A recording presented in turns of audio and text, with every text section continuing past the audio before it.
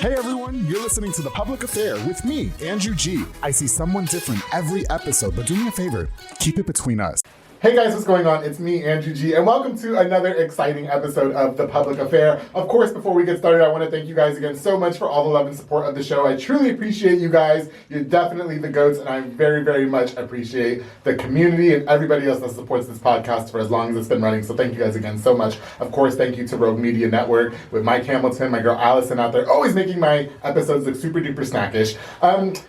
Before we get started with this guest that I have been begging to come onto The Public Affair since it started, I definitely want to give a shout out to a few of our sponsors of The Public Affair. This episode is brought to you by my boy Joel Olvero for Brothers Constructions. He provides custom home designs and renovations. He also focuses on roofing, remodeling, plumbing, tree removal, electrical work, and so much more. So if you guys need any of that work done, of course you're going to call my boy Joel Olvero with his whole team of snacks that are going to make your house look super snackish. I can't wait for them to make me that hot shower that I'm dying to have as soon as I buy my house. Joe, thank you so much with Four Brothers Constructions for sponsoring this episode of The Public Affair. Of course, to my boy Frank Biza with B&J Refinishing. He focuses on resurfacing bathtubs, counters, sinks, tiles, and more to original showroom quality. Offers 5-year warranty on most work and has the best prices in town. And of course, we all know that Frank doesn't stop there. Truly, truly, truly an entrepreneur. He also has Co-Town Tint, which is a mobile tint and detailing business that offers the best high quality film and products and will be all competitor prices. Frank doesn't stop there because you can also contact Frank for inflatables like a mechanical bull, which I definitely got to ride, a margarita machine, tables, chairs, a foam machine, and so much more. Frank does everything, including making your parties super lit. Frank Biza, thank you so much for sponsoring this episode of The Public Affair. I truly appreciate you both. To my boy Sid Rodriguez with Elite Barber Shop. He's located on Hewitt Drive. You can download the Cut app or call the number on the screen to book. Make sure you also book with Marcus Guerrero, Chris Reyes, Santos Cordova, D-Rod, and Isaac. Isaac actually cleaned me up today and it looked like a super snack. First time he put hands on my head. I know that sounds very inappropriate when I say that, but it's true. And so thank you guys so much for sponsoring this episode of The Public Affair Elite Barbershop. I truly appreciate you. Of course, the David Santabanez, the #1 sales agent in his office at Alinea Real Estate, to help you buy a home or sell your home. Make sure you follow him on Facebook at David with Alinea, or call the number on the screen, darling, for all your real estate needs. Every time I log on Facebook, David's selling a house. Okay, David, get your life, bro. Thank you so much for sponsoring this episode of The Public Affair. And of course, I can't go on without thanking Miss Anika Armstrong with Pee-wee's Crab Cakes on the go. I had the second line tacos the other day and they were freaking scrumptious. They're serving the most authentic Cajun cuisine with a wide selection of signature crab cakes, pasta, seafood, and more. The top recommended is their southern fried catfish special served with seafood, pasta, and potato salad, and 6 fried shrimp. Fish is topped with Houdat sauce. I had it over the weekend. I'm not going to tell you what it is because you have to go over there. 108 Jim Drive in Hewitt. You can order online at orderpeeweescrabcakesonthego.com. Anika, thank you so much. Best of luck with Pee-wee's Crab Cakes on the Go. I highly recommend it and it's absolutely delicious. Thank you for sponsoring this episode of The Public Affair. All right, guys. So like I said, I have been asking this person to come on the show, I think since the show started. He was very highly requested by a lot of his peers, a lot of people, you know, outside of the peership and stuff like that, if that's the correct term. I don't know. He's also the brother of one of our past guests, Miss Denice Baltazar. I would finally like to welcome, without further ado, and thank goodness for coming on almost a year and a half later, Mr. Misa Trevino, or Misa the Barber. How you doing? Doing good. How you doing? I'm doing so good. Thank you for coming on the show. I mean, damn. I think, honestly, we've been asking for quite a while. You've been really highly requested by a lot of your peers, a lot of people that you cut hair from. And, you know, of course, I had my, the first barbers I had to have was, of course, my barber, Sid Rodriguez, with Elite, because they sponsor the show as well. And then, I swear to God, right after that, it was like, well, do you know Misa? Well, what about Misa? And Misa this, and Misa that. I was like, I don't fucking know him. Like, I don't know him. You know what I mean? Yeah. How does that feel that you've been so highly requested? It makes me feel good. Mm-hmm. I mean, I didn't know I was, you know, like whenever you talk like you were about that on. Yeah, that's what they said. And I was like, is he just like not, like, I don't understand, you know? Yeah, most people are begging to be on this show now these days. Like, I'm not trying to sound no type of way, but now they're hitting me up in my DMs. And like, while they're sliding in my DMs, I'm sliding in your DMs. It's like, well, hurry the fuck up and come on the show, you know what I mean? I appreciate you for having me on. No, well, thank you for real, for freaking finally coming on. You know, again, like I said, it was since the beginning when I started The Public Affair last July. And, you know, a lot of my friends get their haircut by you, including, of course, Jay, of course, Morrow, Israel, Rico, Jacob, the list goes on. All of them at least once have said, when are you going to get Misa on The Public Affair? And I was like, damn, okay, fine. And then when you finally did it, I was really nervous that you were going to cancel.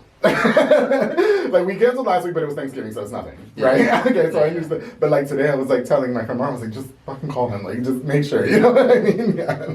Nah, yeah, I mean, it's just that I'm like more on the low key side, Okay. you know. So I'm not more like I just stay down. Which is hard to believe. I had your sister on the show, and she was lively, you know what I mean? Yeah, I mean, Yeah. whenever like she's probably like me too, but like Okay. once you get her like she gets comfortable with Yeah. you, you know what I'm saying? She'll start. I will say she was another one that was highly requested when I did have her on the show, Yeah. and I remember announcing her, and everybody was so excited because they were like tagging her. Yeah. It's like a weird thing. Like everybody was tagging her, but then everybody was messaging me about you. You know what I mean? Like nobody would tag Misa the Barber.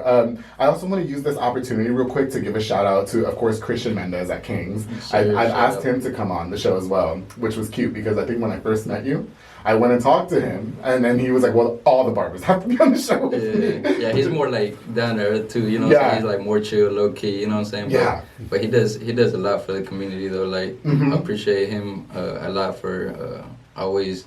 I dragged a little bit like getting my license, like because I cut at the house for the longest. Right. He would always tell me like, man, go get your license. You know what I'm saying? There's so much money out here at the barbershop. You know what I'm saying? You need to come join the team. Huh. And it was his persistence that was always like behind me. You know what I'm saying? Oh, okay. And since I was like, whenever I first started picking up the clippers, like his haircuts were already like, you know what I'm saying? Right, like, right. I was trying to be like kind of like him. Right. I kind of looked up to him and Gio and Matt, all those people that were already popping. So I was like, man, that was my motivation. Whenever he started cutting my hair, we would just talk about like things like just like trying to get better and trying to expand ourselves and stuff like that. So now that I'm finally there, it's like it's different, you know. So it's a whole different. It's a different dynamic, I'm sure. Yeah, for sure. I will say, even my barber Sid was like, "Hey, Christian would be a good one too." But once again, and Christian, the invite is open. As you can see, we probably can't fit all the barbers in here. You know what I mean? But one thing at a time, you know. Yeah. So okay, I finally got the Misa.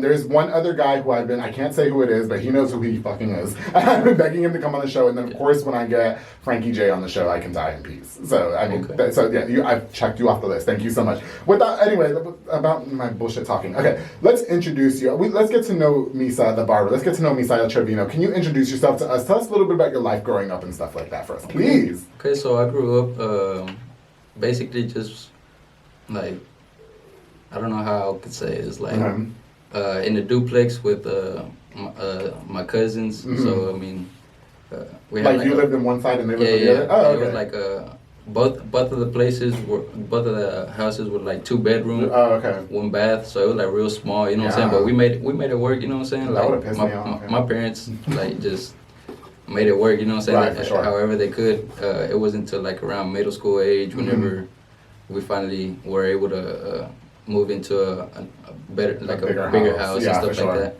that. So yeah, I mean, I picked up the Clippers probably like around 6th, 7th grade. Oh, really? Like 2006, Oh, 2007. you were young, yeah. Yeah, so What was I was that like all around about? 14, 15 years old.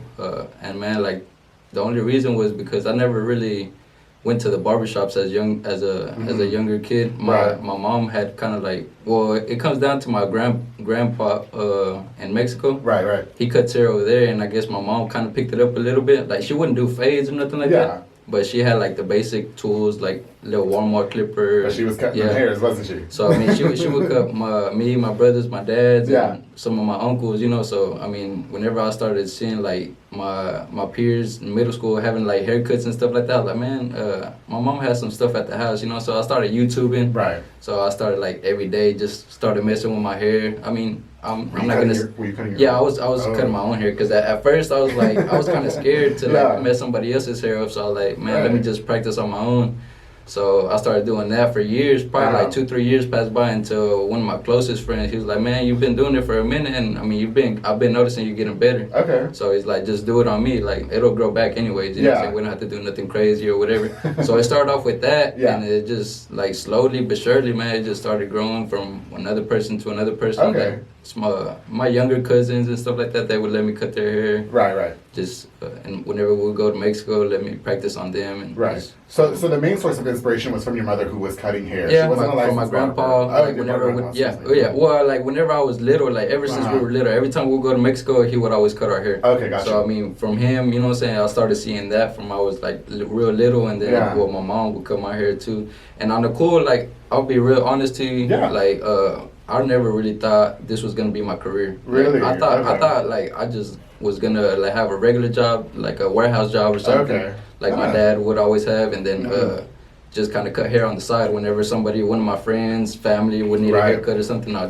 You hook them up or whatever. But I mean, it just started going from one customer to another, and just friends, family, and their friends and their family. Right. And it just blew up, thank God. And for sure. The good thing is that I actually like enjoy doing it. So it's like whenever I go to work, I go to work, but it's not really work because it's very much like a family environment. Yeah, you can tell, like, it's like the days go by so quick, like work days, you know what I'm saying? Before, whenever I would work like a regular job, like, I'd just keep on looking at the time and stuff, and like, man, time's not advancing. But over here, by the time you know it, I go in, it's lunchtime. After lunchtime, it just zooms by, it's like, damn.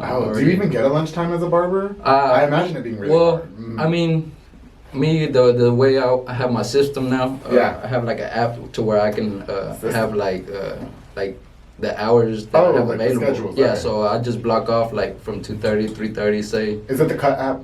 It's called the Square app. The Square app. Okay. Yeah. So I mean, but it's basically similar to like same systems. Oh, okay, gotcha. So I make myself a lunch, because if not, man, it's just all day just. I wouldn't get the time. Like I take it as a lunch to get something to eat, and then also like a little mental break. For sure. Physical break. We all need those. Listen, at my full-time job, sometimes I just walk out of the office and go walk around because get some air. I just need some air. I need some time to breathe and get my. That's how I have great skin, Misa, because I don't stress out a lot. I want to talk to you a little bit more about your life growing up and stuff. So you were basically raised in a full family household, like it was your mom and your dad, and then so it's you and your sister. Do you guys have other siblings as well? Or?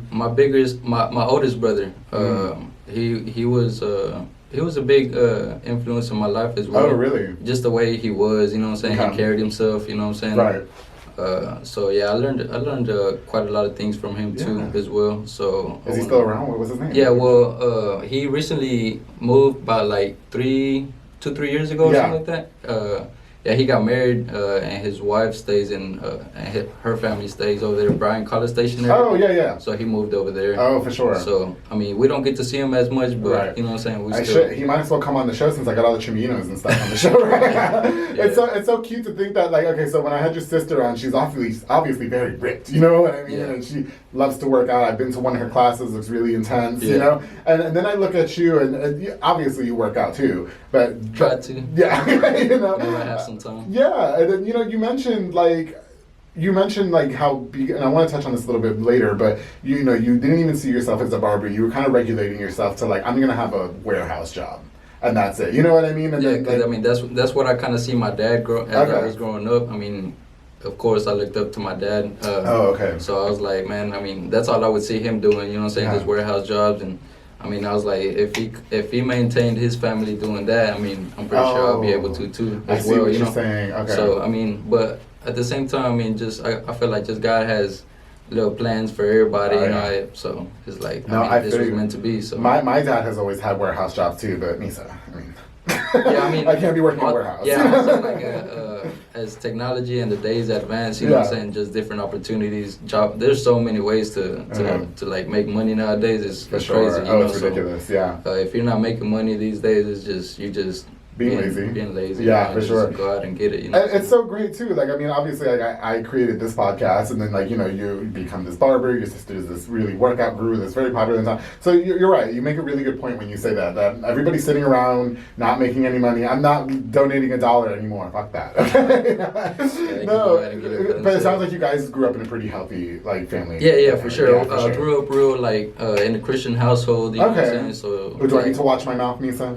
We good? that'd be cool, you know what I'm saying? I'm gonna watch my mouth. I'm Nah, gonna watch cool. my. Yeah, I did it for Pastor G. I didn't curse one time on that show. You saw that, right? Okay. And I didn't make any sexual innuendo jokes. If I can do it for Pastor G, I can do it for me. So I'm not trying to ruin this. Hey, let's talk about you becoming a barber. Okay, so you did get to touch on that a little bit. How you were inspired a lot by your grandpa and stuff. And then you mentioned that you were a teenager when you started cutting hair. So you cut your hair first, okay?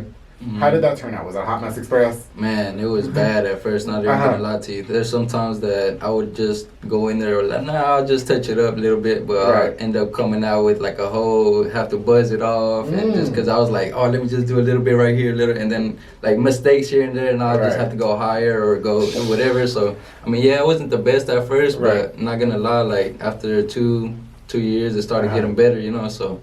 After 2 years? Well, after a year, you know, well, so you start seeing progress. Like if I'm messing up for whenever 2 years, I'm actually comfortable, you know what I'm saying, with it, like, because, I mean, I'm not going to lie, like, I would see YouTube videos, and so my expectation was high, you know what I'm saying? I was like, man, I'm trying to get to their level, you know? But, I mean, it's easier said than done, you know? You got to practice, and you got to just have that mindset, like, it's easier to get discouraged than to keep going, you know, because you see all the mess ups, or you're like, man, like, I just can't get this right at first, you know? But you just got to keep on striving to just keep on trying to get it right, you know what I'm saying? And I always say, too, because, like, I mean, obviously you have to learn how to crawl before you can walk, or before you can run. But, you know, when it comes to, like, haircuts, and I've talked about this with the other barbers, I've had a number of barbers on the public affair, you know, I always talk about, like, when you mess up a haircut, right? You can't redo it. You know what I mean? Yeah. So, I mean, when did you first, you mentioned it was your friend, right, who let you do it the first. Did you mess him up, too, or? Yeah, okay. I'm not gonna say I didn't. Right, I mean, but because how do you like say, okay, but you know what, I'm gonna keep doing this. You know, I mean, because at the same time, like the first haircut, I can remember it for sure. Oh yeah. But it's like I took an hour and a half to almost 2 hours. We had to like take breaks because it was like, man, bro, like I gotta get up. Like my back and my butt starting to hurt from sitting down. So I was like, and then I would just like in between, I would just keep on watching the videos and just. You know, but yeah, it was like, I'm not gonna lie, I was nervous. I started sweating and everything because, I mean, the way, I'm not gonna lie, like, he did tell me, like, man, it'll grow back, make me feel confident, but at the same time, I knew how it was with his hair. He was kind of like that, picky, you know what I'm saying? Like, I wanted, like, well, and then your name is on the line too, though, because somebody can say, "Well, it was Misa."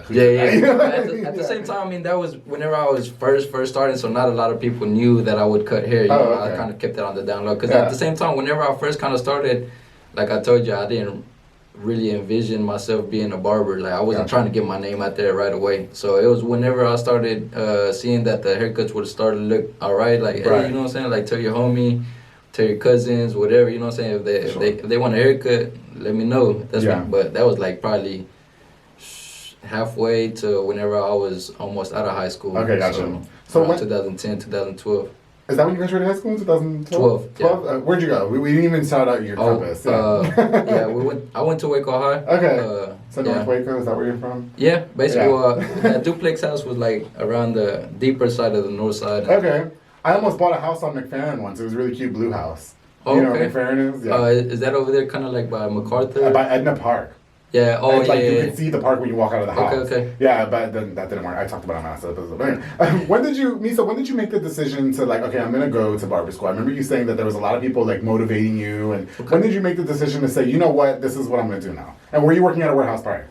Man, all right. So prior to that, I graduated 2012, and then I got myself like a little just fast food job. And so I was doing that, and then whenever I would get off, I would cut hair. Like at people's house? Well, I'll go to my house. I had everything set up, and I would have my little appointments, you know what I'm saying? Let's say I'll get off like at 4. Yeah. I'd set it up from like 5 to like 9 or 10. Because that's whenever I had people, but not that many, you know what I'm saying? So I'll get off and cut their hair and stuff, but they started like just...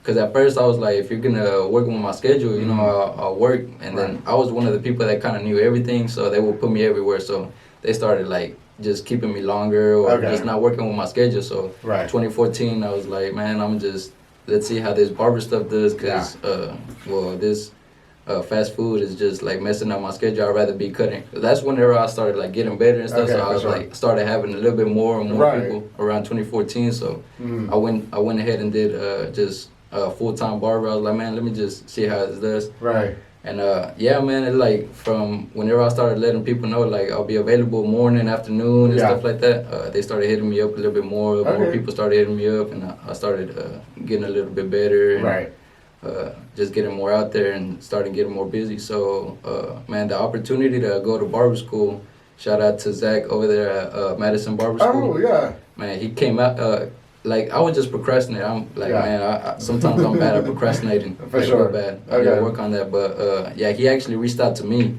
He was like, hey, man, I'm about to, it was I remember it was a Christmas, probably like 2020, 2019 around there. It was around Christmas time. And he called me up. He was like, hey, man, like around March, I'm going to open up a barber school. Like, I've heard about you, you know what I'm saying? I've seen your cuts and stuff. So he's like, I'd really appreciate if you come and check us out, you know what I'm saying? And be a part of the team. Which school is that again? Remind me? Madison Barber School. Madison Barber School, yeah. I should have known that, yeah. Yeah, so whenever I went over there, man, whenever I met him and stuff, we just automatically, you know what I'm saying? Click, he was cool. He was cool. He worked with me, you know what I'm saying? And we just hit it off from there, and it was a quick process, you know. Probably a 9-month process. What helped me was that at first, whenever I first started going to barber school, it was like a requirement of like 1,500 hours. Sheesh. So that sounds like a lot. Yeah, so like halfway down though, they cut it down to I think 1,000 hours. So I already almost had most of that already out the way. So whenever they did that, it just like just advanced me a little bit. So. By the end of that year, I want to say, last probably December or the second week of this year. I did my last test or whatever, so finally got like my barber's license, and as soon as I passed my last test, man, I hit up Christian. And he was like, man, whenever you want to start, you're ready. You know what I'm saying? Just have a chair for you. Yeah.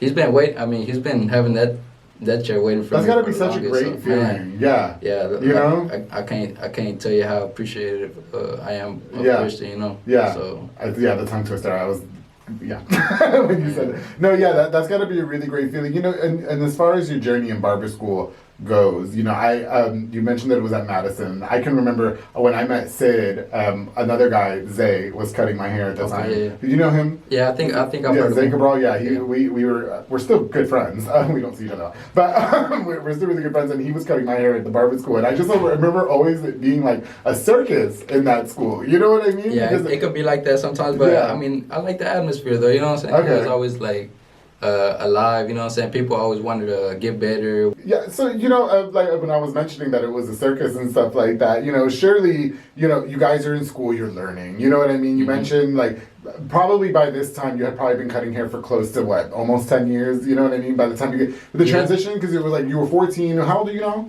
I'm 27. You're 27, you had to think about that one. Yeah, so, you know, so you were probably like, what, around 24, so about 10 years when you went to the barber school. Did you ever have to deal with, like, the people, surely you messed up? You know what I mean? And I can remember, God, when I went to the school to get my haircut with Zay and them, I remember like people would complain about the haircuts. They were $5 haircuts and they were students, but the teachers were relentless. You know what I mean? No, but at the same time, like the teacher would tell them, like, man, this is a barber school. They check them, It's not like a barber shop. You know, like it's okay, like going to a barber shop and not getting the right haircut. Like I understand you being mad. Or upset, but it's like if you go into a barber school, you should already expect. Like you shouldn't. Your expectations shouldn't be that high. Like, it's student barbers, you know, like people trying to. I mean, I understand some people like are at a different level whenever they hit barber school. Some people are already ready to hit the barber shop. But others, they're still on that learning, you know what I'm saying, trying to get that learning curve down, you know, and trying to get better. And I had Zay had cut my hair prior to barber school because he would do it in his house, you know what I mean?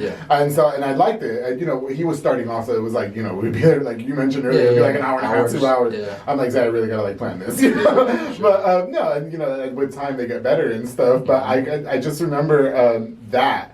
Being like, every time I went, I felt like I was like a sore thumb sticking out. You know what I mean? Because it's just like the atmosphere was so different, but it was always those people complaining. I'm like, I had idea of like, okay, I know that he might mess me up. It's a freaking school. I can't say nothing. It was a $10 haircut, not even. You know what I mean? For sure. So, you know, even when you did get your license though, and then you started to, you went from school to King's, is that correct? Yeah. Okay, so when you get your first client or your first haircut or whatever, I mean, do you still mess up? You know what I mean? Like, because listen, like, even to this, like at Elite Barbershop, so Isaac Chavez cut my hair. He's just he didn't cut it, he just like freshened me up or whatever. Yeah. I still get nervous. You know what I mean? Yeah. Because Every time somebody else. Anytime somebody else that you're not accustomed to, you know, because it's crazy. It's like there could be some good barbers out there, but once you get used to a certain style that a person leaves you, you know, like or your barber like does your either it's so weird. It could be different little details, small details, but it's like you go to somebody else, they could do an amazing job, but it's like it's just not what you're accustomed to, you know what I'm saying? So it could be a nice piece of work, right, but it's like just not what you're accustomed to. So it's like, man, I'd rather go with that person that I'm more comfortable with, or like that already knows.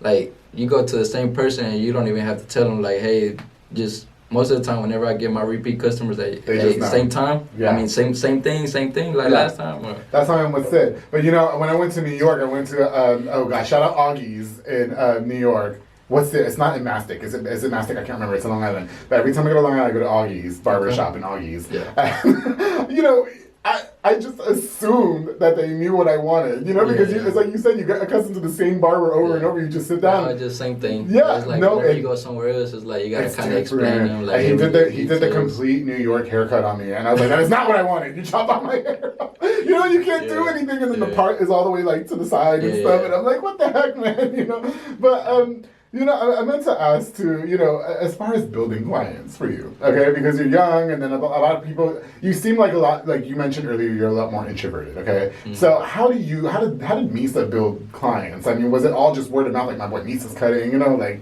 how did that work out for you? Was it hard? Were you nervous because you had a job? Yeah, what really helped me a lot was playing soccer. Oh, playing soccer, man, that got me a lot of clients. You played soccer? Yeah, I played soccer. Well, really since I was like, especially whenever we're in that duplex, we stayed with my cousins. So in the back, we would always just, we would knock on each other's door like, hey, are you available? Come outside, you know, so let's go kick the ball real quick, or go to a park, or. So I mean, I stayed in soccer, and so that helped me out. Like once I started cutting hair good, I would tell homies, you know, and most of the time it'd be like most of the people on the soccer team will get haircuts by me. So that'll be. My work would just speak for itself. Okay. Like, man, I cut his hair. Just look at his hair. Yeah. And so it's cute. So I mean, I got a lot of that from there, but also just family from them. You know what I'm saying? Like, they would take their cousins, they would take their friends, or their friends would it was just a lot, and then just a lot of from word of mouth too. That just people would co-workers, you know, they would send their like. A lot of people tell me, like my coworker would tell me like where I got my haircut from, so I gave him your number. Right. So I grew a lot like that. It just a lot of different things. Social media kind of helped a lot. Posting pictures. For sure. They would see that and they would hit me up. I feel like what a great source of like promotion. You know what I mean? It's social media. You know, I didn't know you played soccer. For some reason or another, when I started the public affair, I'd become heavily involved with the soccer community. Yeah. I don't know how that happened. I thought I was going to get more DMs, and now I just go to soccer games and sponsor soccer teams. I sponsor the SoCo soccer team. Yeah, for sure. And you know, I had the guy. Friends. Yeah. Oh, yeah. I had the guys on the show. Okay, and we talked about it, and you know, it's so crazy watching a soccer game unfold in front of you because everybody's best friends. You know what I mean? And it's like, okay, we're gonna play, and then you get the game, right? And everybody starts wanting to fight with each other, and then everybody, your mom is this, and your mom is that, and I'm like, what the heck? And you know, they're just like, do you miss those days? Yeah, man, I do, man. Do you get to play? You don't get to play? Or? Now I haven't played because probably about like let's say a year and a half to 2 years ago. I injured my knee. I had a torn meniscus and a torn ACL, which I still haven't got surgery for. So I just been kind of like batting that off too as well. Just because it doesn't really bother me as the only way it will probably bother me is like if I'm actually like playing and like, trying to do some strenuous stuff, you know. Don't wait too long, because I said the same thing about a tooth that broke in half. The doctor told me that too. He's like, I'd rather you do physical therapy whenever you're younger than when you're older, because it's gonna be easier for you to recover right now that you're young. So I plan on getting it done. Get it taken care of. How does a barber get? Like, do you have to buy your own private insurance? Like, is that basically. Like, or Kings is not just giving out insurance. Yeah, or if you have like a significant other that has insurance through their job, you know what I'm saying, you can. That's why. Get it like that. Yes, that's why I'm trying to find my man so he could just be on my insurance. Hello, you know what I mean? You don't have to have no papers, no English, or nothing. You just come over here. I got you. You know what I'm talking about? No. For the most part, it's like once you're a barber, you have to kind of like have everything's spent for yourself. Yeah, it's like you don't get no benefits. You know what I'm saying? You don't get no 401k. You don't have no vacation hours. Barber is, I mean, it has a lot of good things to it. It's like you can make your own schedule. You're your own boss. You get to decide when you come in, when you leave. Right. Vacation time, you could take as much as you want, but take a note that if you're not cutting, you're not making money. So it's like you gotta, you know what I'm saying, watch for all that. How do you manage? I mean, you have a family, like you have kids and stuff like that. So how does Misa do that if it doesn't come with it? You know. Yeah, like a lot of us watching too are spoiled with the full-time job that does offer that. Yeah. You know.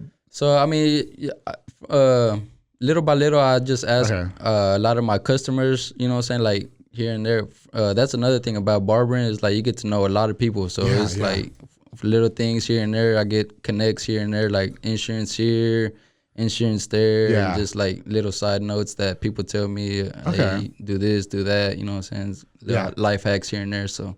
Just try to little by little. You know what? I made this really funny post the other day because I was on my phone when I was getting my hair cut, right? And there's a lot of things on my phone that I just don't need people seeing. Especially not Sid. He doesn't want to see the photo gallery on my phone. And so, you know, I always wonder, like, you guys as barbers, hairstylists, the cosmetologists of the world, the nail people and all that, you guys probably hear so many different kinds of stories. And there's something about sitting in a barber chair where everybody just spills their guts. I don't know what it is. Yeah, especially if you've been going to the barber for a long time. You get comfortable with them, and sometimes, man, it's just like therapy.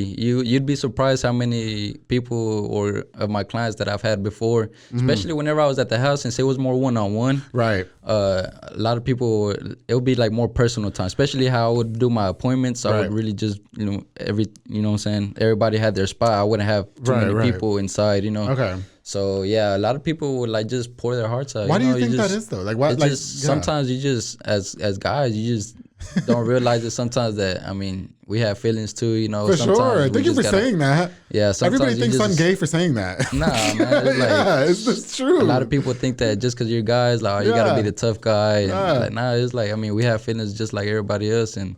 Sometimes you just gotta just unwind, you know, and sometimes you don't have that person, you know what I'm saying? Sometimes you might not have that friend, that family member to be there, you know what I'm saying? So I'm so sometimes, happy that you said that, especially like I have some clients that even come to me twice, once a week, every 2 weeks. So it's like I'm gonna give you part 2 next week. And it's like, man, it's you'd be surprised how many people just start getting comfortable with you. And different people are different people, you know. But me personally, once somebody tells me some personal stuff, like I don't really like to. Well, outside the personal stuff, have you ever heard so many really crazy stories? And you know, you hear of everything. Like what? Share. We want to know. I might want to keep that on the down low. Keep it on the down low? But like, that's how I keep my men on the down low too. I get it, Misa. I get it. Okay. But everything from crazy, weird, funny. Just that's how you know barbers are loyal too, though, because they don't tell your secrets. You know, I told Sid, I used to get my hair cut drunk. Sid does not let me drink on the chair anymore. I did. Most recently when my radio career ended, and I remember just like confiding in him. I don't know how that happened, but I was like, Sid, it's ending. Like I'm gonna quit. Like I have to quit. Like whatever. And I just start crying on the chair like a little girl. He goes, bro, I know you're not crying on my chair. He did. He said that, and I was like, Sid, it's just like, it's really hard right now. I don't know what to do. But you know, obviously, then he gives you the words of encouragement. It's it's just always like weird. Like, listen, you guys are in charge of making us look like snacks. Oh yeah. I don't know what it is about you that we just have to pour our hearts and souls out to you. Talking about that too, man. Like I feel like, man, nowadays. Just going through this kind of like through this break, especially like, you know how if you work at a regular job, you know what I'm saying, you want to get holiday pay or you know what I'm saying, or that holiday week off or whatever. So it's like, man, like we're charging like $25-$30 for a haircut, you know, and like to me, a lot of people kind of like. Well, I mean, you have your not trying to target the people that are fine for paying that, you know, but you have other people to where it's like, man, like why are you charging so much for a haircut? It's just a haircut. I wanted to ask you about that. I'm like, man, like you go out and you spend on one night on alcohol or whatever, like hundreds of dollars sometimes, and that lasts one night, and you feeling like crap the next day. It's like, man, we put our time into the haircuts and stuff, and have you looking like, well. You know what I'm saying? However, you know you what I'm can say saying? snack. That's not gay. Like you can say that. Like we try to have you looking fresh. You know what I'm saying? The freshest. So it's like, and some people are so like unappreciative. Yeah. Like because I mean, not my clients in personal, but I've had like a couple walk-ins or whatever, and they're like so unappreciative of like the work sometimes. I mean, it's rare whenever it happens. Yeah. But like I have had like here and there like one or two. So if there's nothing that I've learned, it's that you're gonna pay for what you get. Yeah, for sure. You know, like I've seen that haircuts have gone up to about $30, like standard. And that's like right here. I say like in the small towns. You go anywhere like Houston. Oh, I saw somebody post on Austin that they're charging like $80. Yeah. But listen, you can't put a price on beauty. Like I'll pay whatever. Like you know what I mean. Once you get that one person that kind of like just has you right, like sometimes you don't like they don't care. Like, I have a lot of like most of my clients. Like I want to say more than 90%, 95%. They're like. It doesn't matter how much you charge. I'm still gonna come. Like, just let me know how much you're charging. Absolutely. I'll still support especially you. during the holidays too, right? I mean, especially. Yeah. I mean, you have just like one out of like 500. You know what I'm saying? For sure. It's just like I say the same. I think the same thing goes for working out too, Misa, because everybody doesn't want to charge like they don't want to pay like $80, $200 for a gym membership or something like that. But you'll go, like you said, you'll spend that in one night, drinking and which okay, let's not do the tacos. You know what I mean? But you know, but facts though. You know what I mean? And like I said, like, you end up regretting it the next day. Like, man, why did I spend so much money? Exactly. And I feel like crap now. So Judge Judy always says, "Beauty fades and done is forever." So you know, my beauty's gonna fade, and if I have to pay you $100, you know what I mean? Gotta keep up with that. I did want to touch a little bit on the prices because I don't remember it being $30 when I was younger. Whenever I first started, man, haircuts were like $5-7. Yeah, exactly. So I was like, you know what I'm saying? Like, but as the time went by, it's like just not only. Well, I would say probably a big majority of the why the prices changed was because of the tools that we use now. Oh, they're a little bit more expensive now. Really? Okay. They used to be like, man, like you could get a good clipper for like $70-$80. Now they're like $200. Oh, really? You know, I mean, granted that you don't have to buy them as often, but still like little things, the other little things like that you have to keep on using, like razors, neck strips, all the other things. So that all adds up. And then not only that, what we charge for is also like our time, the time that we use during the haircut, and just the time that we take out of our day. A lot of people, they're like, hey, you know what I'm saying, squeeze me in. And I'm like, yeah, it's going to be a little extra because if there's nothing available, like they go on the schedule and they're like, there's nothing available, but if you can get me in, you know what I'm saying, well, and then I now appreciate this person it. has to wait.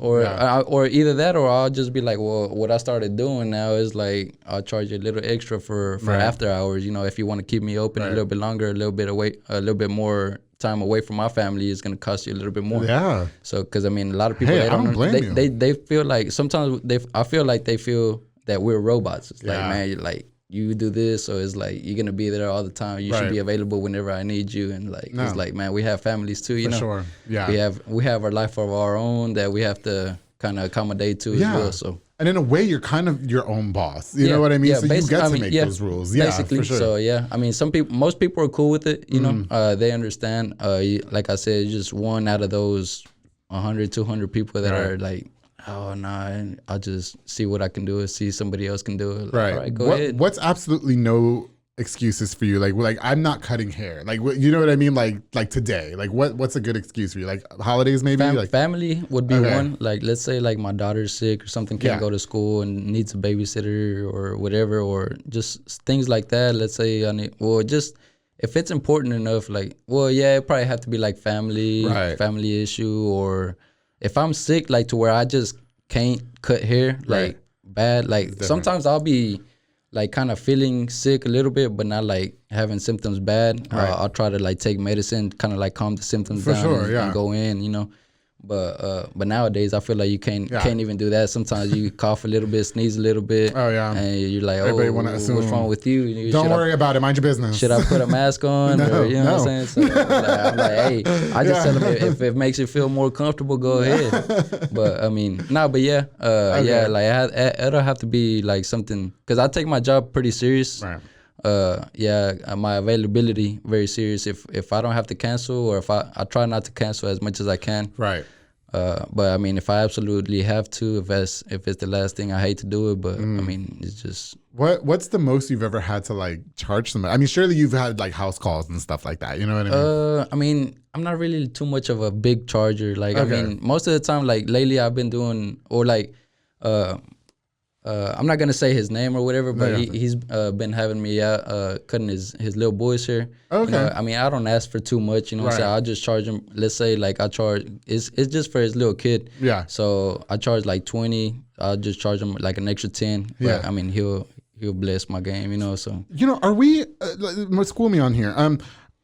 Are we supposed to tip barbers, or what you guys charge? Like, how does that work?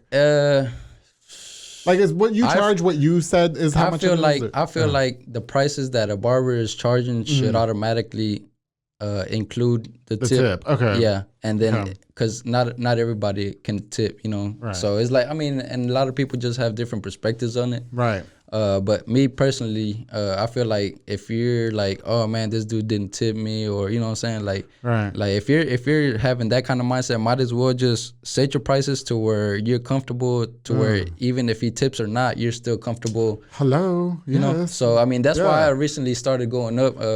Honestly, I'm also thinking about going up just a little bit more, just because. The way things are going, gas going up, and just everything, just not only just like the barber supplies that we have to keep on buying, purchasing, like just over and over. It's also like bills and just how everything. Often do you have to like go through new supplies? It just depends, different things, you know. Razors you buy, I use 1 to 2 razors per haircut, so it's like you always got to stay stocked up. Aftershave. Neck strips that we use on every haircut, little capes here and there that you have to keep on. Those you can kind of wash and just kind of keep a couple of them. But it's just different things, you know. Blades from different machines, they wear down differently too. Right. So it's like for some shavers, they use a little bit more. They go more on the skin. So it's now you can't buy the $70 ones. You gotta buy the expensive ones. It's like it feels good to whenever like all your machines are running good and like your work is coming out nice and your customer gets a nice like satisfying cut where it's like just smooth. You know, like that's what speaks of your work the most. That's what people are gonna be talking about you the most. Like man, like. Because you go to some barbers and they're like, oh man, the haircut came out nice, but like either like bit me a little bit, the machine kind of rough on me, and they don't have their blades a little bit. Now. They're all coming. Do you ever have those people that after you're done cutting hair, like they take your clippers and then like fix something themselves? I mean, like has that ever happened to you? I saw somebody do that one time. I thought that was so. I haven't had that somebody have that happen to me, but sometimes, man, I be getting those picky customers to where like, oh, do this, do that, everything little perfect. I'm like, man, it's like, man, do you want to grab my clippers and just do it yourself? Oh wow, it's like that picky. Like, how do you stay patient? I'm pretty good at that, just because I mean I learned a lot from just working at other little fast food restaurants, like customer service. You know? Yeah. So, but like I just try to be as professional as I can. Right. I know, man. I've heard of other stories to where it's like, I mean, you get to a point, especially let's say you've been there for a long time, and let's say that like the last cut of the day, just real picky. It's like, man, you kind of don't feel like dealing with it, but at the same time, you got to be as professional as you can. You know, like maybe whenever he's gone, like, man, dude, that dude was picky as heck, but.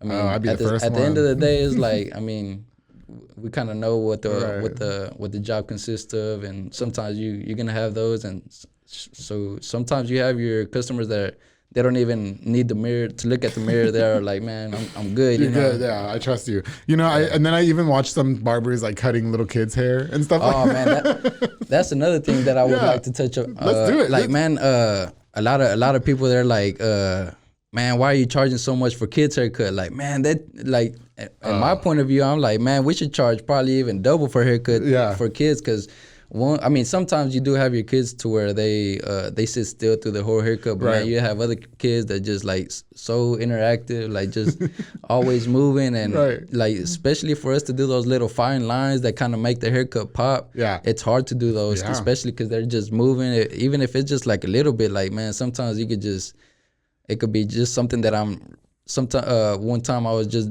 doing little details, and then he moves, and then I like take a chunk of his hair off. No. Like, bro, I was basically already done. I was just doing the fine, and we had to do a whole nother haircut. I was gonna say, but what do you do at that point? Because it's like, well, listen, your son kept moving. Yeah, most of the time the parent is there, so it's like it sucks, but sometimes like, hey man, like I was just doing the little fine details already, and your son moved. So do they get mad with you, or do they get mad with the son? I don't feel like they could get mad at either, because it's natural. You can't just have a kid sitting in a chair for like a long amount of time without them moving at all. Like sometimes you do have your kids that just sit still already. Once they get to that age, like 5, 6 years old, they already kind of get it. Okay. But once like in between like 2, 3, 4 years old, sometimes they move a little bit more than expected. But it's just things that and that's why I'm saying, like sometimes like they're like, oh, it's just a little head. Why don't you just charge like $15, $20 for their haircut? It's like, man, it's the same exact details that I do on your haircut. I have to do it on his. For sure. The only thing is probably they don't have any facial hair that we'd have to worry about. But all the other details that I still have to take my time on it. Oh yeah. Just unless you just want me to rush through it, like you want a $15 haircut, then I'll show you a $15 haircut. Oh, God. But it's like, even the kids, sometimes like I have them looking like so fresh that they're like, man, who cut their hair? And sometimes they, you know what I'm saying? It is. But yeah, it's like some barbers have more patience than others. For sure. But I mean, who's to blame them? Sometimes you just, as a barber, you just want to go in and just be able to do your work, and it just kind of makes our work a little harder. Because speaking for myself, I want every haircut that I do, I want it to come out nice and clean. So it's like whenever it's like kind of things in the way, especially him moving or not being able to put their head a certain way. Sometimes they don't, you know what I'm saying, listen too much. But no, I got you. You know what? God, this is so great. I'm really happy that you're here. Okay, so, I want to talk to you about, there's so many barbershops in town. There's so many barbers, this and that. And then, you're getting out of school, you're getting whatever. How do you choose obviously you said you had a really close relationship with Christian Mendez. Yeah. Brain fart. Christian Mendez. And, and he had a chair for you and everything. How do you choose like King's over a different barbershop? Do you know what I mean? Man, my situation was so unique to where I kind of established that situation with him so early on that we already had that, you know what I'm saying? It's like a thing. Right? Yeah, it was like, I was like, I already had my mindset. Like, I didn't even think about, like, no offense to any of the other barbershops. All the other barbershops are cool, you know what I'm saying? I love them all. They're all no competition or nothing. A lot of people think that it's like competition between barbershops. Like, man, like, no matter if it was like just us at the, like, there's not enough barbers still, like in Waco for us to get all, especially like, I want to say holidays, everybody's trying to get haircuts. So it's like there's still not enough barbershops in Waco to get everybody that we can, so it's like, but yeah, I would say my situation on that would be different since me and him had that like an understanding. Yeah, an understanding. Like like so I really didn't even think about like, man, should I go try this barbershop? Like I was already had my mind set on King's. Do you think that like, and I asked this just in general because I don't know, like I've watched barbers come in and out of Elite Barbershop, and then like, even my friends, they started at one barbershop, went to another, and then I think, right, that's what you did? I don't remember. But it was 3 years ago. But like, do you think that where you're cutting hair affects like the clientele that you're building and stuff like that? Yeah. Which I love King's, and shout out to everybody there. Yeah, that is that's a good point. Also, like, let's say I had one barber buddy that said that he was working at a certain spot, but it was like most of his clientele was basically, it was too far for his clientele. Like they would have to do a drive. So it's like, man, I have to find another barbershop where, nothing against the barbershop that he was at. It was just the location kind of didn't fit his clientele. Okay. So he's like, man, I have to do something to kind of like fit my clientele, because slowly but surely he was starting to lose, You know what I'm saying? So, but once he moved, he started gaining all those, like, them back. you know what I'm saying? So yeah, sometimes, I mean, but yeah, it does, like, you could tell, like, kind of, I've talked to barbers from other barbershops. Right. And they're like, yeah, depending on what area you're at, it's like, well, the walk-ins, you know? Okay. For the most part, let's say that you already have your regulars. For sure. Most of the time, they'll still kind of come to you or whatever, Right. but... Like, oh, that guy cuts there, so I'm gonna keep going. Yeah, for sure. Yeah, because I remember somebody mentioning something similar about that too. Like, oh, well, this barbershop plays like this type of music, and that's not like the crowd that we're appealing to and stuff. And how do you handle like when a client like leaves you? Has that ever happened? Like, or like when like, yeah, I've had to do that, and I at first I would kind of like I wouldn't say like get in my feelings, but I take it to heart because I'm like, man, I worked hard. Like, I don't know what I did wrong, you know what I'm saying? But sometimes it be little things here and there. It could be like pricing or whatever. Okay. But at the same time, man, there's so many, well, I'm not trying to boast or nothing, but there's like so many clients that I have nowadays that it's like so many people still, once my schedule fills up, still have people like, hey, man, let me know if something opens. Wow. So it's like. That's good though. So it's overflowing right now. So that means you're in. Yeah. Thank God for work, you know what I'm saying? For sure, Thank God for that. So it's like sometimes, I mean, sometimes I even lose people just because they can't get in. You know, it's like, man, you're just always busy. But the way I have that system set up is like first come, first serves. Oh, yeah. So it's like, if you can't get in that day, just go ahead and just book your next one for next week. You know, it's just like they always just wait last minute. They're like, with Sid, dude, I have to book my haircuts in a month. Yeah, I have some customers it's that crazy. Like right now that the holidays already coming up, like I have people that already like have their appointment set up for Christmas. Yeah. But I think I got an appointment up to January. Like screw that. Yeah, some people like if they like going every week, like they'll just set it up for like a month straight. That way they don't have to worry about setting an appointment. For sure. They already have their set appointment. No, that's what everybody watching this episode. I want to say that because I saw somebody post on Facebook about that like earlier, and like it's very important that when you do get a barber like Misa, like say like whoever you choose, I think it's very important to book more than one haircut at a time. You guys make it very accessible these days, where you can literally go on your phone and set an appointment. I don't even have to call you. You know what I mean? Well, that's, man, I'm so glad. My barber instructor basically Zach would be the one that would tell me like, man, do you use this app?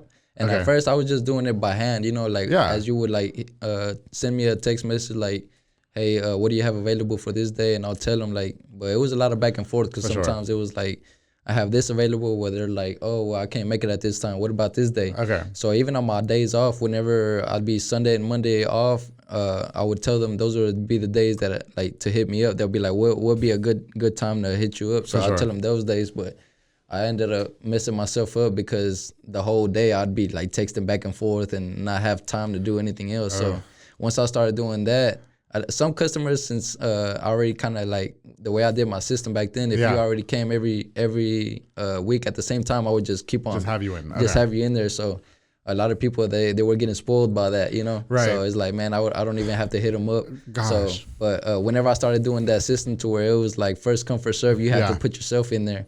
In the system, a lot of people are like, man, somebody took my spot, I'm like, hey, man, it's first come first serve. It's like, at first I was kind of skeptic. I was like, man, I'm gonna lose some people, but mostly everybody, they understood like, man, you gotta do what you gotta do for your business. I think it's a fair system. Yeah, it's a fair system. For me, it's more fair because I mean, you got people hitting me up, like, hey, 2 weeks from now, can you put me down at this time? And I'm like, man, somebody already has that spot. They're like, man, how do they already have that spot? It's like, I'm hitting you up 2-3 weeks in advance. So, but those people, most of the time, if you hit me up around that time, like 2-3 weeks in advance, I'll try to do whatever. Like, even if I have to stay open a little later, I'm not giving up my spot. I booked out a month. No, I'm not. I booked out a month in advance. Too bad. All right. Yeah, and that's why I feel like sometimes I need to go up on my prices because it's like people, especially for people that have like their set time already, like they don't even have to worry about like, I mean, at the same time though, as long as they come, we're still making that. Right.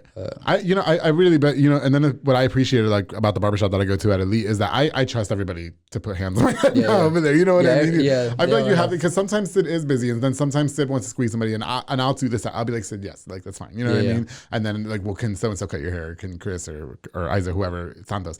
Yeah, sure. You know what I mean? So I think it's sometimes it's important to like make those types of other like backups, you know what I mean? Yeah, But, you know, keep it. Gosh, you know, there's so much that I could freaking ask you, you know, especially when it goes like, you know, you mentioned competition and how you really don't see, I had somebody else on the show too that talked about, you know, there's not enough heads, like you mentioned earlier, in Waco for all of us. Yeah, you know what I mean? Have you ever way found too yourself in a situation though where somebody was trying to trump over you? What do you mean? Like that somebody was trying to like, you know, like I'm better than Misa. You know what I mean? Like, I mean, I don't really take that. Even if they could say that all they want. Yeah. I mean, I'm confident enough in my work to where it's like, I mean, I'm never the person to say like, cause I mean, I don't know what each and everybody kind of went through to get through. I went through my own little phase to where I was kind of like at some point like kind of discouraged. Like, man, should I stop? Is this really the thing for me? For sure. So it's like everybody has their thing. So I don't know. I don't want to discourage somebody saying, "Oh, I'm better than you" or whatever. So it's like everybody has their time to where whatever it is, like even though it might not look like whatever, you know, like everybody has their style, you know, like. For the person that did it, it might be fresh, and for somebody else, it might not. But that's just opinions, you know. Like you gotta be just confident in your own work and the way you. Sometimes, man, on the cool, I also wanted to touch on this. Yeah, touch on whatever you want. We're good. Yeah. Sometimes it's not really about the outcome of the haircut. Sometimes, like how we said earlier, like sometimes it's just like you just want to talk to somebody, like you just feel comfortable with that person that you just want to just chill. Like talk to even if it could be like just like other barbers too in the shop, just just chop it up with them and just have a good nice little conversation, kind of keep your mind away from the regular things, you know, just for like those 30 minutes to an hour you have at the barbershop, like just kind of like clear your mind and just have yourself a nice little beer while you get a haircut or whatever, you know, whatever it might be, just get away from that and just man, sometimes they don't even care. Like a haircut's a haircut to a lot of people. But some people, like how I said, you know, they have their little pickiness to their little hair or whatever. It's like we mentioned earlier. There's something about being in that chair that just makes you feel like there's like a sense of comfort, you know? For real, man. So I mean, but like how you were saying earlier, like if somebody was to ever say like oh, I think I'm better than you, like, oh man, go ahead, you know, like I mean, I got my own thing going on, you got your own thing going on. Listen, work speaks for itself. Yeah, exactly. Yes, so I mean, your work ethic speaks for itself. I was just talking to my George. Yeah, you know him. You call him George or Jay? I call him Jay. He was on the show. Jay, I call him George, Jay, whatever. We talked about it the other day about how your work ethics speak for themselves and this and that. Like I don't listen, like even when it comes to like this, you know what I mean? Because everybody's always, to this day, Misa, it's been 1.5 years since I started the public affair. And the people are constantly trying to pit me against other podcasts. And like, I don't know why. Every podcast, we're really whatever, like everything has their own style, you know. That's what makes them unique, you know. That's it. And, and then, you know, it's like you mentioned, like you're more focused on just you, like I'm more focused on just this, and shout out to everybody doing their thing, but there's enough room for all of us. Yeah, like I already have enough on my plate. Why would I try that? You know what I'm saying? I got too much to do. Yeah, exactly. And then like, when I don't have nothing to do, I just really want to go and play Nintendo in my robe. That's it. Okay. What I do is either I'm either at home with the family, or I'm playing video games too as well with some of my coworkers or just friends, clients even, you know, just. You guys are giving me FIFA vibes. So it could be FIFA, Call of Duty. They could get it, whatever. I play gangster games like Street Fighter and Pokemon, so please. Okay. You know, we do have to wrap up here soon, but you know, since you mentioned it, I did want to talk to you a little bit about your personal life and finding personal time, because as a barber, I'm sure you're in demand all the time. It's hard. Yeah. Can you talk to us a little bit about what you do when you're not cutting hair and stuff like that? On Sundays, man, it's just my lazy day, really. Okay. Like, I mean, you didn't want to book on a Sunday, Yeah. Okay. Definitely Sundays for a long time has been a day that I really don't want to just. I kind of sometimes just put my phone on silent. Okay. Most of the time, just. I need to do that. You know. Just kind of just leave my phone alone if it's having time with the family, my daughter. Is that why it took you 8 hours to message me back yesterday? Yeah, sometimes I just don't. Yeah, I mean, it might have been. I was like, he's not messaging me. He's gonna cancel. Yesterday, what was that? Yesterday was Sunday. Yeah. I was on the way back from Mexico. Oh, Oh. Yeah, I went to Mexico because my plan was originally just to take Thursday off, Thanksgiving, and then come back Friday and Saturday and cut. You were in Mexico? But yeah, last minute, we ended up going to Mexico and He came to be on the public affair, guys. Okay, he came back. Yeah, I was on the road, so that's probably why I didn't reply until I probably got back. That's fine. Yeah, Mauro did tell me that you were in Mexico. I was like, he's going to cancel. He's in Mexico. You know, I'm banned from Mexico. Can't go back. But... For real? Yeah. But I told you I was going to keep it cute on this one. I'm not going to. But go watch one of my prior episodes. I'm going to talk about it. Yeah. Okay. I'll tell you after the show. But, okay, so you're a family man. You've got 3 kids? I got a daughter. Oh, a daughter. Oh, okay. So she's 4. Well, she'll be 4 in January. I didn't mean to assume that you just had 3 kids. No, I didn't know. Yeah. Nah, but if it's not that, I just try to Sundays. I like watching football. Whenever it's football season, I like watching football. And then if it's not that, Saturdays in the afternoon, I like watching like college football. Okay, so you like the sports. Yeah. In the weekends also, like if I can, I'll go to some games. Baylor games, maybe basketball or football. You know, real quick, because so you have a daughter. How old is your daughter? She'll be 4 in January. Okay, so do you find yourself missing a lot of things now because you're in high demand with your schedule and stuff like that? Yeah, I would say like a lot of things. Yeah, I do miss out on a lot because I am a high demand of that. But I try to make it to most things. Like if I know in advance, like let's say like school events coming up here and there, like I'll try to make time. Yeah, for sure. I feel like if you're graduating from the DARE program, it's like, okay, but everybody does that. Yeah. No, but if you're graduating high school, things, the bigger things, like for sure, I'll try to make that as much as I can. And then she's only 4 too. And then I think it is good that you mentioned that on Sundays, which I really got to practice this. I'm turning my phone off on Sundays. Nah, you got to sometimes just kind of like to distract yourself. But I live by myself. I don't have kids, so at least you get to stay busy with the daughter. I'll say just whatever you find makes you happy or whatever, your happy time. Oh, whatever. Misa, Nintendo. Hey, if that's what works for you. The robe and DoorDash is my just complete. Like everybody thinks that I'm all about the club. Yeah. I can't wait to get home. We're going to Vegas in a few days. Yeah. And I have every intention of just floating around in the pool. They can go to the strip club. They can go do whatever they want. I've been to Vegas 100 times. Be the babysitter. No, don't. I already told them. Don't put me in no situation. Well, by the time this episode comes back, we'll be back. But don't. Okay. It should be a good time though. I mean, no, we're gonna have a great time. I'm excited, but I just have every intention of just being in the pool like chilling. This, boobs out. Yeah, okay. So you're not just, you know what I'm talking about. Yeah, listen, Misa. Oh my God, can I just really express my thankfulness and gratitude for you finally making time to come onto the public affair. It truly means a lot. Best of luck to you in your career. Thank you and your daughter. Everything that you guys are doing. I'm definitely gonna. I had the Stones, they're a couple, episode 30. They said the same thing. They turn their phone off once a month and they don't let nobody bother them. I'm going to do that. I'm going to start doing that. Misa, what's next for you, man? Like, what can we expect going forward? So is this going to be your long-term career? Man, I can only just let the time just do the talking. For sure. Really, things can change in a matter of seconds, Yeah, they can. So I mean, for the meantime, just trying to be the best barber that I can to my clients. To you know what I'm saying? Just I love that atmosphere right there at King's right now. We're all like brothers. Okay. So it's for now, man. I don't see the need to change anything. Right. So yeah, for now, I have had a couple opportunities. Like my barber instructor actually told me, like, man, you should get your license to be an instructor. Oh, that'd be cool. So I mean, maybe that might be something that I might look into in the future. Maybe like one day I'm like just get worn out of cutting hair, just being in the shop all day. But I don't know if that was a burp or you. But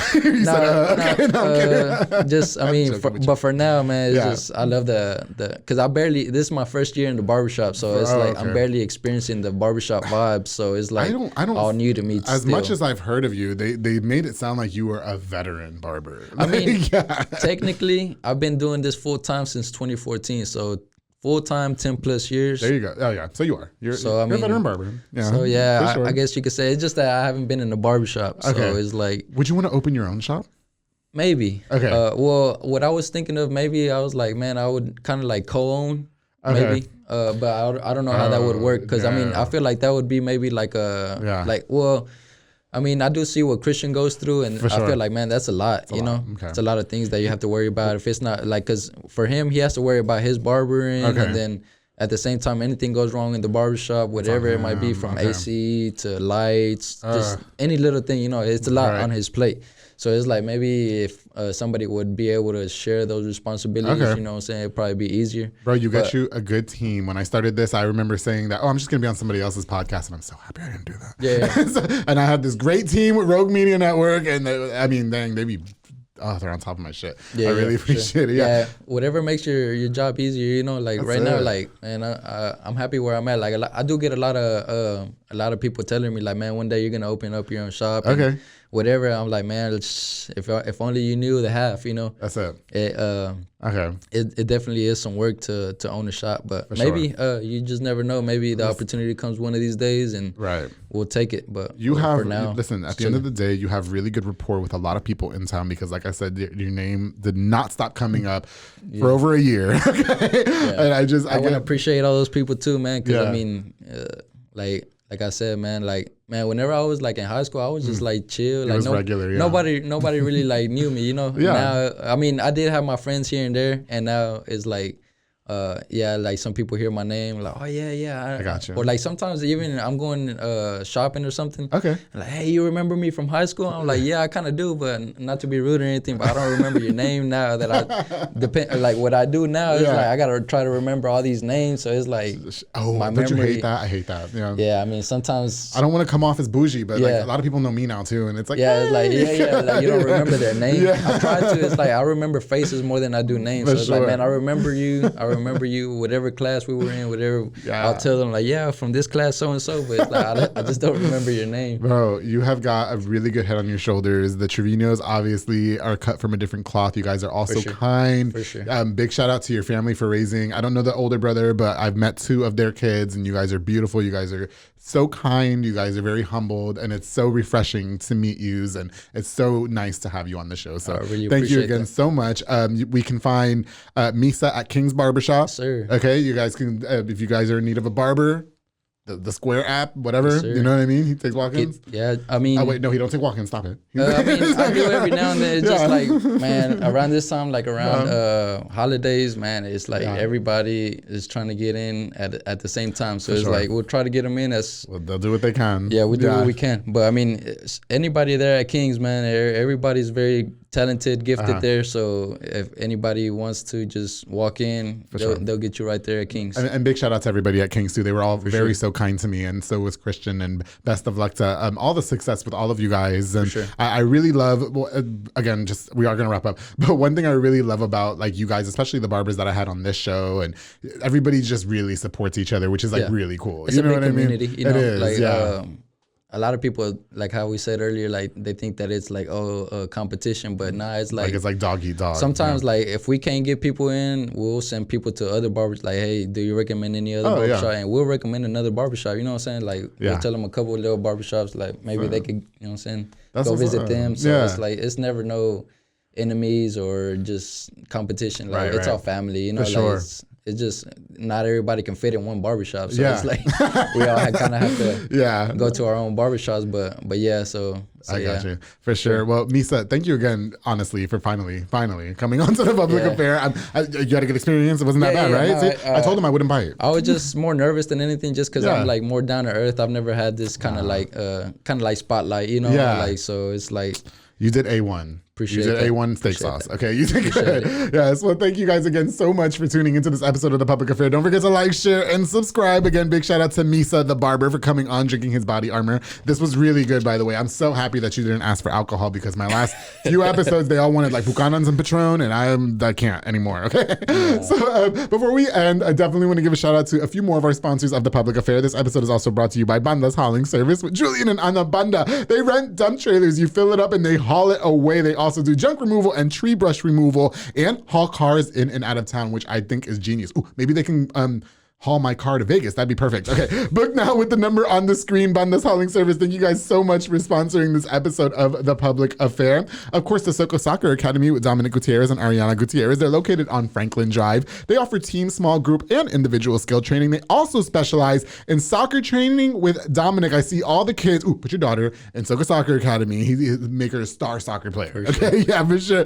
Make sure you follow him on Facebook at Soko Soccer Academy and on Instagram at Soko Soccer 254. Thank you guys so much for sponsoring this episode of The Public Affair. Of course, the Pollo Box and Audio, my boy Jeffrey Monreal, home for all your LED needs and auto accessories. He is the GOAT. He also focuses on installation of stereos, door speakers, and audio systems. He also does building custom subwoofer enclosures and much more. He's definitely a jack of all trades. Your one-stop shop to get everything done in one roof. The reason why I did not go purchase a brand new car is because Jeffrey has given all the features to my car that I've ever wanted, including a backup camera, Apple Play car stereo, auto start, all of it. Now we just got to get it wrapped because it looks like a Hot Mess Express. Jeffrey, thank you so much for sponsoring this episode of The Public Affair. And of course, to Fat Boy Michelada and Botana, my boy Junior Banda. He provides the best Michelada and Botana plates for yourself or for a party. Locally operated, so make sure you get the best and not the rest. Make sure you follow them on Facebook at Fat Boy Michelada y Botana for the menu of array of great items that they have. If I said that right, tongue twister. Fat Boy Michelada and Botana, thank you so much for sponsoring this episode of The Public Affair. Again, thank you guys so much again for all your love and support. You can definitely expect more of The Public Affair every single Monday. Make sure you guys stay tuned in. Once again, I got one guy I checked off the list of the people that I really were highly requested and wanted. Misa, thank you for coming on to The Public Affair. The other ones, I'm coming for you. Frankie J, what's up? And don't forget, darling, to always keep it between us.